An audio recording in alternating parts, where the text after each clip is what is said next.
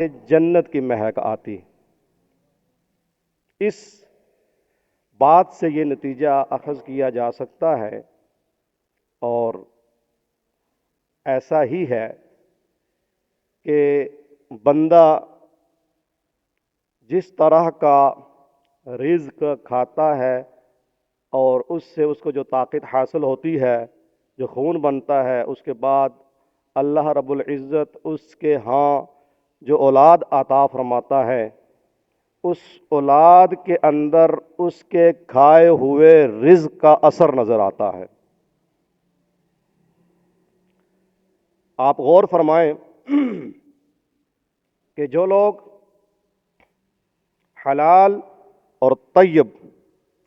جائز طریقے سے رزق کما کر کھاتے ہیں، اللہ رب العزت اس رزق کا اثر ان کی اولادوں میں اس طرح سے رکھتا ہے کہ ان لوگوں کی اولادیں نیک اور ہوتی ہیں، صالح ہوتی ہیں، فرمان بردار ہوتی ہیں، اور دنیا کے اندر ہی ان کی آنکھوں کی ٹھنڈک ہوتی ہے، کلیجے کی ٹھنڈک ہوتی ہے، اور دنیا کے اندر ایک جنت کا سما وہ اولاد ان والدین کے لیے ہوتی ہے۔ اور جو لوگ لوگوں کے حقوق غصب کر کے ناجائز اور حرام طریقے سے رزق حاصل کرتے ہیں، کھاتے ہیں، تو اس حرام رزق کا اثر دنیا ہی کے اندر ہی ظاہر ہونا شروع ہو جاتا ہے کہ ان کی اولادیں نافرمان، بدتمیز، جو دنیا جہان کے برے کام ہیں ان کے اندر پائے جاتے ہیں، اور جیتے جی ان والدین کے لیے وہ اولاد جہنم بن جاتی ہے۔ میرے بھائیوں، یہ دنیا جو ہے، اس کے اندر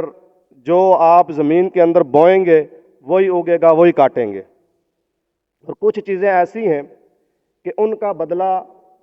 دنیا کے اندر ہی مل جاتا ہے۔ اگر خدا نخواستہ کسی میرے بھائی، کسی میرے بزرگ کے ہاں ایسی اولاد ہے جو نافرمان ہے، اور اکثر ہمارے پاس والدین یہ شکایت کرتے ہیں، مولانا صاحب جمعہ کے بیان میں آپ والدین کے حقوق بیان کریں، وہ اسی وجہ سے تنگ ہو کر آتے ہیں کہ اولاد جو ہے وہ نافرمان ہے، کہنا نہیں مانتی، یا اولاد ایسے ایسے کام کرتی ہے جس کی وجہ سے والدین کو شرمندگی کا سامنا کرنا پڑتا ہے۔ تو آپ اپنے اعمال کا اپنے گریبان میں جھانکیں کہ آیا اس اولاد کے دنیا میں آنے سے پہلے کسی جگہ آپ نے کوئی غلطی کی ہے؟ اگر ہوئی ہے، بتقاضۂ بشریت انسان ہونے کے ناطے سے انسان سے ہو جاتی ہے،